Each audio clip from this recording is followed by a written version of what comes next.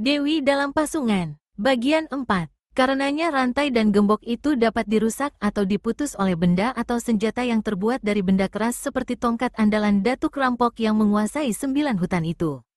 Akan tetapi, rantai dan gembok telah dialiri kekuatan aneh yang berasal dari tubuh Sang Dara.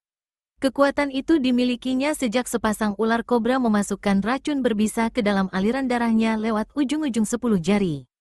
Sang Dara tertawa panjang. Manusia sombong, ternyata kowe hanya satu makhluk tak berguna. Dua sahabatku, bunuh orang itu. 2 ekor ular kobra mendesis sambil tegakkan kepala. Ronggo Munggul mundur 2 langkah. Tongkat tembaga disilangkan di depan dada. Kalau rantai dan gembok celaka itu tidak mampu dihancurkannya, maka 2 ular jahat itu dianggapnya sasaran-sasaran empuk. Begitu 2 kobra melesat hendak mematuknya, maka dia sapukan tongkat tembaganya ke depan. Memang tongkat Sang Datuk ternyata merupakan senjata hebat. Dari tubuh tongkat memancar sinar kuning tembaga disertai suara deru angin amat dahsyat. 2 ekor ular yang melesat di udara seperti membentur tembok tebal. Bukan saja gerakan mereka mematuk tampak tertahan, tapi keduanya juga ikut tersapu mental ke samping. Kedua binatang ini jatuh ke tanah, bangkit tegakkan tubuh dan mendesis. Sang Dara memekik marah, tangan kanannya diangkat ke atas. Ronggo Munggul yang telah mendengar banyak tentang kehebatan sekaligus keganasan Dara dalam pasungan itu putar tongkatnya dengan sebat lalu membuat 2 kali lompatan dan tahu-tahu sudah berada di belakang tubuh Sang Dara. Gadis gila, jika tak mau diajak bekerja sama, memang kau layak mampus daripada menebar keganasan, gertak Ronggo Munggul marah. Tombak tembaganya ditusukkan ke batok kepala Sang Dara, tepat di pertengahan sebelah belakang. Sebenarnya mudah saja bagi gadis itu untuk melakukan pukulan atau jentikan maut ke belakang dan membunuh datuk rampok itu juga.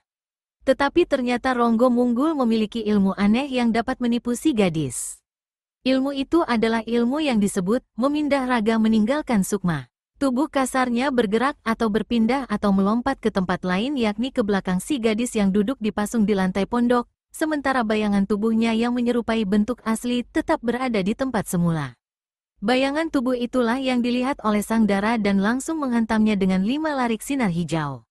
Namun seperti menembus udara kosong seolah-olah hanya menghantam angin, 5 larik sinar maut itu lewat menembus tubuh palsu yang sebenarnya hanya bayang-bayang belaka. 2 ekor ular mendesis. Sang Dara berteriak marah. Di sebelah belakang, Ronggo Munggul menyeringai. Ujung tombak dihantamkannya ke batok kepala Sang Dara. Di atas pohon di mana dia bersembunyi, pemuda berambut gondrong yang tidak berada di bawah pengaruh sirapan ilmu kesaktian si datuk rampok, sama sekali tidak melihat adanya 2 sosok tubuh Ronggo Wulung. Tak ada Ronggo Wulung bayangan. Yang dilihatnya tetap sosok tubuh lelaki itu, sosok tubuh asli atau badan kasarnya yang mengirimkan serangan membokong dari belakang. Datuk sialan, curang, teriak si gondrong marah. Tangan kanannya mematahkan ranting pohon lalu secepat kilat patahan ranting ini dilemparkannya ke arah Ronggo Munggul yang tegak di bagian belakang pondok, di bawah ujung atap rumbia. Ketika ujung tombak hanya tinggal setengah jengkal dari batok kepala Sang Dara, patahan ranting melesat deras dan menancap tepat di bahu kanan Ronggo Munggul. Raja rampok ini menjerit kesakitan. Tongkat tembaganya lepas dan tubuhnya miring ke kanan, terhuyung-huyung lalu jatuh terjerembab di lantai pondokan, tepat di depan balok besar di mana Sang Dara dipasung. Ronggo Munggul berusaha bangkit, namun saat itu Sang Dara sudah jentikkan 5 jari tangan kanannya sedang 2 ekor ular kobra telah pula melesat menyerang. 5 larik sinar hijau menembus tubuh Ronggo Munggul di 5 bagian, sementara 2 ekor ular mematuk di leher dan perut orang ini. Ronggo Munggul menjerit setinggi langit. Tubuhnya mencelat jauh. Ketika jatuh ke tanah ajalnya sudah melayang dan tubuhnya tampak berwarna hijau. Sang Dara tertawa terkekeh. 2 ekor ular kobra telah kembali ke dekatnya dan duduk di pangkuannya. Perutku kenyang, para sahabat telah datang. Hatiku senang. Sang Dara hentikan nyanyiannya. Dia memandang berkeliling. 2 ekor ular yang siap untuk menari mengiringi nyanyian gadis itu hentikan gerakan mereka, ikut-ikutan memandang berkeliling. Mengapa kali ini tak ada suara seruling mengiring? Apakah pemuda gila itu sudah pergi? Aneh, mungkin dia tidak gila. Kalau tidak, mana mengerti dia menolongku tadi? Dia pasti marah. Sesaat wajah Sang Dara yang pucat tampak murung. Namun di lain kejap dia kembali tertawa cekikikan dan menyanyi lagi. Perutku sudah kenyang, para sahabat telah datang. Hatiku senang. Saat itu tiba-tiba terdengar suara seruling. Sang Dara tampak gembira. 2 ekor ular menari menjadi-jadi. Sang Dara tarik suara lebih keras. Hai, mengapa tidak meniup suling di hadapanku sini? Mengapa cuma sembunyi? Sang Dara berseru. Dari atas pohon suara seruling berhenti sesaat, berganti jawaban si gondrong. Aku takut ular-ular itu, juga khawatir kau akan menyerangku lagi dengan sinar hijau mematikan itu. Hik hik hik, kau pemuda banyak takutnya. Tidak, sahabatku tidak akan menyerangmu. Aku juga tidak akan membunuhmu. Ayo turun kemari. Mendengar ucapan Sang Dara, pemuda di atas pohon cepat meluncur turun. Sesaat kemudian dia sudah tegak di depan pondok di hadapan Sang Dara. Duduk di tanah, dekat-dekat di hadapanku, Sang Dara berkata. Si gondrong mengikuti. Dia duduk bersila di depan pondok, 3 langkah di hadapan Sang Dara. Hai, jawab dulu, sebetulnya kau ini gila atau tidak? Si gondrong terkesiap dan garuk-garuk kepala. Dalam hati dia membatin, orang gila betapapun tidak warasnya tetap senang akan sesuatu yang bagus. Dan seorang perempuan suka akan pujian. Maka pemuda itu pun menjawab, aku memang gila. Aku gendeng, sableng, otakku tidak waras. Hik hik hik, Sang Dara tertawa gembira. Hahaha, si pemuda ikut-ikutan tertawa. Sahabatku yang gila, siapa namamu? Sang Dara bertanya. Aku Wiro Sableng. Aku betul percaya kalau kau memang orang gila. Namamu saja Sableng. Hik hik hik. Suling yang kau pegang itu kok begitu? Aneh bentuknya. Suling orang gila memang begini. Sang Dara kembali tertawa. Murid Sinto Gendeng dari Gunung Gede itu kembali ikut tertawa. Jadi aku ini sudah kau anggap sahabatmu? Wiro tiba-tiba bertanya. Ya, kini aku punya 3 sahabat. 2 ular kobra, 1 lagi kau. Hai 2 sahabatku berbaju hijau, ayo lekas berkenalan dengan pemuda gila itu. Mendengar ucapan Sang Dara, maka 2 ekor ular meluncur ke arah si pemuda, naik ke atas tubuhnya. Yang satu menggelung leher dan menjilati seluruh wajahnya termasuk kedua telinga dan tengkuk si pemuda. Ular satunya lagi menggelung perut, menyusup ke balik baju putih lalu menjilati dada dan perut serta pusar si pemuda. Kegelian setengah mati tapi juga ketakutan setengah mati membuat Wiro tak berani bergerak barang sedikit pun. Mukanya pucat, matanya melotot. Karena tak sanggup bertahan, akhirnya sang pendekar kebobolan di sebelah bawah. Selangkangan pakaiannya tampak basah kuyup. Hal ini terlihat oleh Sang Dara yang langsung tertawa cekikikan sambil menunjuk-nunjuk ke bawah perut si pemuda. Hik hik hik, kau ngompol, kau beser. Wiro Sableng tetap tak berani bergerak. Sang Dara bertepuk tangan. 2 sahabatku berbaju hijau, cukup, sudah cukup perkenalan kalian dengan sahabat baru itu. Kembali ke pangkuanku. Maka 2 ekor ular kobra lalu kembali ke pangkuan Sang Dara. Wiro yang merasa nyawanya terbang, tarik napas lega berulang kali. Dadanya turun naik. Dia menyengir dan malu sendiri ketika melihat celana putihnya yang basah. Setelah batuk-batuk beberapa kali dan mengusap mukanya yang keringatan, Wiro berkata, sahabat, terima kasih kau dan ular-ularmu itu mau bersahabat denganku.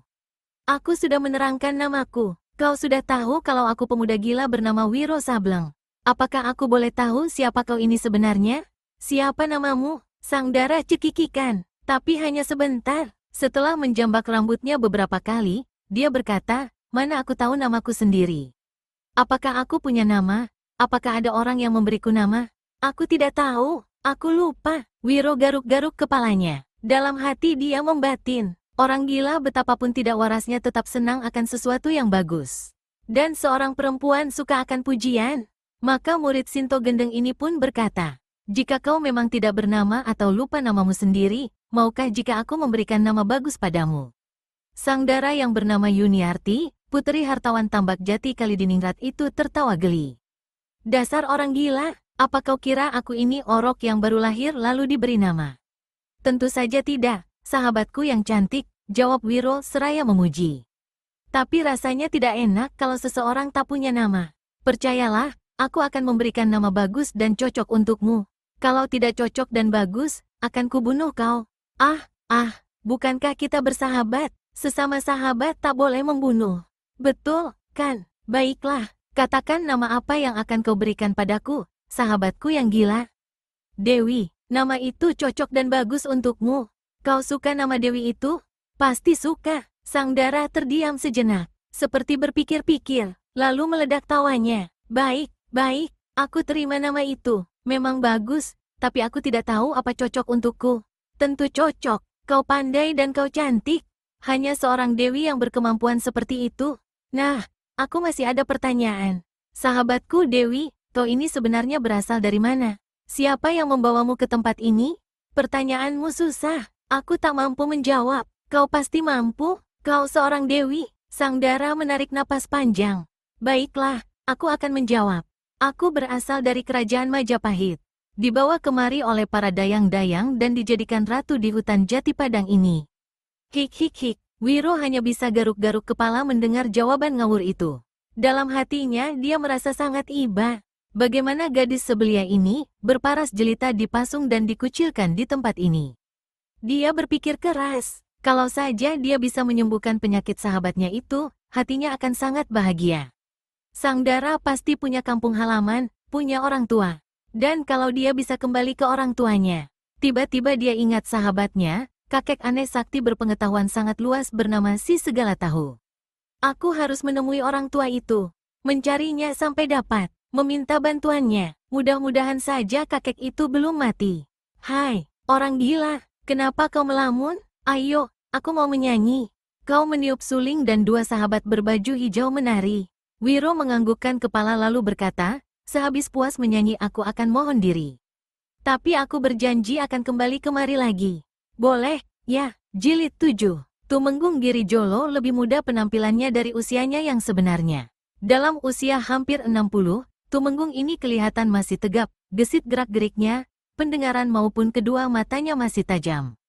Saat itu, Girijolo duduk di pendopo rumah besar kediamannya yang terletak di luar kota raja, pada sebuah bukit yang halamannya luasnya ditumbuhi rumput. Wajahnya jelas tampak gelisah. Sebentar-sebentar dia tegak dari kursi, melangkah mondar-mandir, menyulut rokok tapi tidak menghisap, malah membuangnya. Tinggal 1 bulan lagi Sri Baginda akan mengambil keputusan. Aku atau Kalidiningrat? Heran, mengapa Sri Baginda bisa berubah pikiran seperti itu? Dulu dia menyatakan secara tak langsung bahwa kedudukan itu hanya aku calon tunggalnya. Tahu-tahu kini beliau mengatakan akan memilih aku atau Kalidiningrat. Heran, benar-benar mengherankan. Pasti ada yang menghasut. Tumenggung, berkata lelaki tua yang duduk bersila di lantai. Dia adalah Kaliroso, orang kepercayaan Sang Tumenggung yang telah ikut Girijolo sejak 30 tahun lalu. Kalidiningrat, tahu apa dia urusan kerajaan dan kadipaten? Dia hanya sibuk mengurus harta benda dan kekayaan. Mencari uang, kalau dia jadi adipati pasti rakyat akan dipajakinya tinggi-tinggi. Bisa celaka, dan saat ini dia telah menggunakan kekayaannya untuk memiliki ilmu, membayar jago-jago silat bahkan orang-orang sakti. Di rumahnya bertumpuk berbagai senjata keramat, semua untuk memagari dirinya dan keluarganya. Berkali-kali aku berusaha untuk menyingkirkannya tapi gagal. Bahkan orang-orangku menemui kematian. Benar-benar keparat si Kalidiningrat itu. Tapi jika Mbah Jaliteng berhasil dengan rencana besarnya, Tumenggung tak usah khawatir. Kalidiningrat akan kita singkirkan. Dan jabatan Adipati Boyolali akan jatuh ke tangan Tumenggung. Mbah Jaliteng, 2 bulan yang lalu kita menghubunginya. Sampai saat ini kabar pun tidak. Apalagi muncul, sungut Tumenggung Girijolo. Mbah Jaliteng bukan orang sembarangan, Tumenggung. 30 tahun lamanya dia bertapa di pantai selatan. Kesaktiannya luar biasa, akalnya 1001. Dan ini yang penting, dalam bertindak, dia selalu menyirap kabar, memata-matai calon korban, bertindak hati-hati dan matang agar tujuan tercapai dengan sebaik-baiknya. Nama besarnya sudah kudengar, tapi tak ada gunanya kalau dia tak pernah muncul di sini. Jauh di kaki bukit terdengar suara derap kaki kuda. Makin tinggi kuda itu mendaki menuju tempat kediaman Girijolo, makin jelas kelihatan binatang itu bersama penunggangnya. Tumenggung, lihat siapa yang datang, berseru Kaliroso seraya berdiri. Tumenggung Girijolo memandang ke arah lereng bukit rumput. Matanya melihat penunggang kuda itu. Seorang kakek berpakaian serba putih, memelihara janggut dan kumis panjang putih, tetapi kepalanya plontos alias botak licin berkilat. Mbah Jaliteng, beliau datang, Tumenggung, seru Kaliroso. Paras Tumenggung Girijolo tampak gembira. Ah, akhirnya datang juga orang pandai ini, ujar Sang Tumenggung lalu turun dari pendopo guna menyambut kedatangan tamu yang memang menjadi harapannya terakhir. Di dalam ruangan terkunci itu, Kaliroso duduk di tikar sedang Mbah Jaliteng dan Tumenggung Giri Jolo duduk di kursi berhadap-hadapan. Nah, rencana yang barusan saya tuturkan itu, sudah jelaskah bagi Tumenggung? Bertanya Mbah Jaliteng. Jelas sekali dan saya setuju sekali, sahut Giri Jolo. Tapi apakah Mbah yakin betul bahwa gadis gila yang dipasung dan memiliki kesaktian luar biasa itu adalah benar-benar putri tunggal Kalidiningrat yang dikabarkan meninggal 1,5 tahun lalu? Saya sudah menyelidik, Tumenggung. Saya sudah mendapat petunjuk bagaimana menjinakkan gadis berbahaya itu. Kita akan memperalatnya untuk membunuh ayahnya sendiri. Aku percaya Mbah akan berhasil. Tumenggung Giri Jolo merasa puas. Saya perlu 6 orang pembantu yang bertubuh kekar, Tumenggung. Untuk apa, Mbah? Tumenggung akan tahu sendiri nanti, jawab Jaliteng. Di dalam pondok, Yuniarti yang oleh pendekar 212 Wiro Sableng diberi nama Dewi, sambil menyanyi-nyanyi kecil. Hari itu adalah hari ke-20 Wiro meninggalkannya. Kira-kira 100 langkah ke bawah bukit, di satu tempat, Mbah Jaliteng yang ditemani oleh 6 orang lelaki berbadan tegap kekar duduk mencangkung membakar kemenyan dan menaburnya pada api pedupaan yang diletakkan di tanah. Kedua matanya terpejam, mulutnya berkomat kamit melafalkan mantra. Asap pedupaan yang menebar bau harumnya kemenyan membubung ke udara. Makin lama makin tinggi. Sambil membuka kedua matanya, Mbah Jaliteng bangkit berdiri perlahan-lahan. Asap harum, membubunglah tinggi. Naik ke puncak bukit, pergi ke pondok itu. Saputi 4 penjuru pondok. Saputi tubuh anak manusia yang ada di dalamnya. Mulai dari ujung rambut sampai ujung kaki. Sirap, sirap, sirap. Semua akan sirap dalam keharuman asapmu. Yang ganas jadi jinak, yang jahat jadi baik, darah panas jadi beku. Sirap, sirap, sirap. Lalu Mbah Jaliteng meniup ke depan tiada putus-putusnya. Ketika api pendupaan padam dan asap tak ada lagi yang mengepul, maka orang tua ini memberi isyarat pada 6 lelaki yang ada di belakangnya.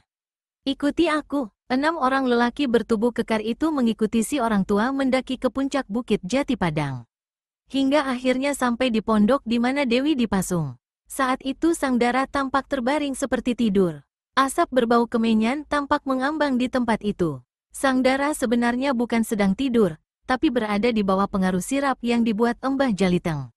Hanya dengan membuat Dewi berada dalam keadaan lumpuh tak berdaya seperti itu, orang tua ini mampu melakukan apa yang akan direncanakannya. Selama si gadis berada dalam keadaan sadar, tak satu kekuatan pun sanggup menghadapi sinar hijau berbisa yang setiap saat bisa dijentikannya. Hal ini diketahui betul oleh kakek yang cerdik itu. Tanggalkan tiang-tiang pondok, lemparkan atap rumbia. Mbah Jaliteng memerintah. 6 orang lelaki bekerja cepat. Sebentar saja pondok itu hanya tinggal lantainya saja. Dengar baik-baik, kata Mbah Jaliteng pula. Gadis ini akan kita bawa ke rumah hartawan Kalidiningrat di selatan kota raja. Jika kita berangkat saat ini juga, besok sebelum matahari terbit kita sudah bisa sampai di sana. 4 orang dari kalian harus memanggul gadis itu bersama-sama lantai tempat dia tidur. 2 lainnya bertugas merabas semak belukar membuka jalan. Orang tua, aku sanggup mendukung gadis ini sendirian. Mengapa tidak dilepaskan saja ikatan rantai besi itu? Bukankah lebih mudah mendukungnya daripada menggotong bersama lantai papan yang kotor dan bau ini? Salah seorang dari 6 lelaki itu berkata. Mbah Jaliteng tersenyum. Anak muda bertubuh kekar. Mauku seperti maumu juga, tapi rantai besi dan gemboknya itu berada dalam pengaruh kekuatan tenaga dalam si gadis. Walaupun dia dalam keadaan tak berdaya, kekuatan tenaga dalam itu tak bisa sirna selama 7 hari 7 malam. Kalau kau tak percaya, silakan coba sendiri. Mbah Jaliteng lalu menyerahkan sebilah golok besar kepada lelaki muda yang tadi bicara. Begitu menerima golok, si pemuda langsung membacok rantai besi yang mengikat balok besar tempat menjepit sepasang kaki Dewi. Terang, golok itu patah 2 dan mental. Si pembacok merasakan tangannya panas dan tubuhnya bergetar hebat. Mukanya pucat, dia mundur beberapa langkah sambil urut-urut tangan kanannya dengan tangan kiri. Mbah Jaliteng kembali tersenyum. Dia menunjuk pada mayat-mayat membusuk yang sebagian besar hanya tinggal tulang belulang. Mereka adalah orang-orang berkepandaian tinggi, memiliki tenaga dalam dan kesaktian. Nyatanya, mereka dipaksa meregang nyawa oleh kekuatan gadis dalam pasungan itu. Nah, kita tidak punya waktu banyak. Panggul lantai papan itu. Begitu sampai di tempat kediaman hartawan Kalidiningrat, letakkan di halaman depan lalu cepat-cepat kalian tinggalkan tempat itu. Mengerti? Semua menjawab mengerti. Maka 4 orang lelaki lalu mengangkat lantai papan di mana Dewi alias Yuniarti terlelap di bawah pengaruh sirapan Embah Jaliteng. Jilid 8. Dini hari, Jumat Kliwon. Udara dingin mencucuk tulang sumsum. 6 orang lelaki berlari cepat memanggul lantai papan di atas mana masih menggeletak sosok tubuh Yuniarti atau Dewi. Gadis tidak waras itu berada di ujung pengaruh sirap Embah Jaliteng, antara sadar dan tiada. Ke-6 orang itu melarikan Dewi menuju keluar kota raja sebelah selatan. Embah Jaliteng yang mengikuti dengan menunggang kuda merasa sangat khawatir kalau Sang Dara lebih dulu sadar sebelum mencapai tempat kediaman Tambak Jati Kalidiningrat. Kalau hal ini sampai terjadi, mereka semua akan menemui kematian. Pasti dibunuh oleh Dara berotak miring berilmu sangat tinggi itu. Karenanya, si orang tua tiada henti berteriak agar ke-6 penggotong lantai papan mempercepat lari mereka. Ketika ayam berkokok di sebelah timur, mereka akhirnya sampai juga di pintu gerbang rumah besar kediaman hartawan Kalidiningrat. Seorang pengawal yang bertugas malam itu dan tengah terkantuk-kantuk, serta-merta bangkit dari tempat penjagaannya sewaktu melihat ada 6 orang tak dikenal diiringi seorang kakek menunggang kuda, lari memasuki pintu gerbang, menggotong sesosok tubuh yang menggeletak di atas papan. "Hai, berhenti, siapa kalian? Apa yang kalian bawa itu?" Pengawal berteriak seraya mencabut goloknya. Tetapi kesiapsiagaan pengawal ini hanya sampai di situ. Walau dia memiliki ilmu silat luar yang cukup tangguh, namun ketika kaki kanan Embah Jaliteng menghantam batang lehernya, terdengar suara kraak. Pengawal itu roboh tanpa nyawa lagi. "Lekas letakkan gadis itu di depan tangga sana," berkata Embah Jaliteng. Sesuai perintah, ke-6 penggotong Dewi yang masih terpasung pada balok besar, meletakkan lantai papan di depan tangga. Dari balik pakaian putihnya, Embah Jaliteng keluarkan sebuah kantong yang mengeluarkan suara berdering.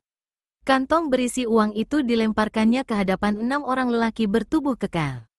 "Ambil uang itu, bagi-bagi yang rata, dan lekas minggat dari tempat ini," lalu mendahului ke-6 orang tersebut, Embah Jaliteng bedal kuda tunggangannya. Ketika anjing terdengar menyalak di kejauhan, tempat itu kembali dibungkus kesunyian. Justru saat itulah Dewi yang berada di atas lantai papan mulai siuman dan membuka matanya. Dia merasa heran melihat langit biru di atasnya. Dara ini memandang berkeliling lalu bangkit perlahan-lahan dan memandang lagi kian kemari. Dia tidak mengetahui berada di mana saat itu. Bahkan dia tidak mengenal rumah besar di mana dulu dia pernah tinggal di situ. Gadis ini jambak-jambak rambutnya, menggeliat beberapa kali. Ketika di kejauhan terdengar lagi anjing menyalak panjang, dia menirukan suara salakan itu. Sewaktu di kejauhan terdengar suara ayam berkokok, dia pun lalu menirukan kokok ayam itu. Karena Sang Dara memiliki kekuatan gaib di dalam tubuhnya, maka tentu saja suara lolongan anjing dan kokok ayam yang ditirunya menggema keras bahkan menggigitkan siapa saja yang mendengar. Di timur mulai tampak cahaya kekuningan tanda sang surya sebentar lagi akan segera muncul. Saat itulah dari dalam rumah besar berkelebat 3 bayangan. Gerakan mereka gesit sekali dan dengan cepat sudah berada di tangga depan, mengurung Dewi yang masih kebingungan terduduk di lantai papan. Kukuruyukak, aung gege, gembel gila, bagaimana kau bisa berada di tempat ini?" Salah satu dari 3 orang itu membentak. Ketiganya adalah para pengawal hartawan Kalidiningrat yang memiliki kepandaian silat dan tenaga dalam tinggi. "Kau menyebutku gembel gila?" Dewi dalam pasungan menegur lalu tertawa cekikikan. Salah seorang pengawal berbisik pada kawannya. "Lihat, kedua kakinya terjepit dalam balok besar yang diikat rantai dan gembok besi. Tak mungkin dia sampai sendiri kemari. Pasti ada yang membawanya. Hai, lihat, di sebelah sana petugas jaga malam kulihat menggeletak." Orang ini cepat berlari ke pintu gerbang sementara Dewi masih terus mengumbar suara tertawa. Orang yang menyelidiki ke pintu gerbang kembali dengan napas mengengah. "Petugas jaga itu mati, lehernya patah, gembel gila, hentikan tertawamu." Suara tawa Dewi lenyap, bukan karena bentakan itu, tapi karena otak tidak warasnya mulai berpikir tentang maut. Dara menyeringai, "2 kali kau menyebut aku gembel gila, sudah lebih dari cukup, mampuslah." 2 jari tangan kirinya dijentikan. 2 sinar hijau menderu dalam udara terang tanah. Pengawal yang menjadi sasaran serangan terpekik. Tubuhnya terpental lalu roboh dengan 2 bintik hijau di kening. Seperti kejadian yang sudah-sudah, pengawal ini mati dengan tubuh berwarna hijau.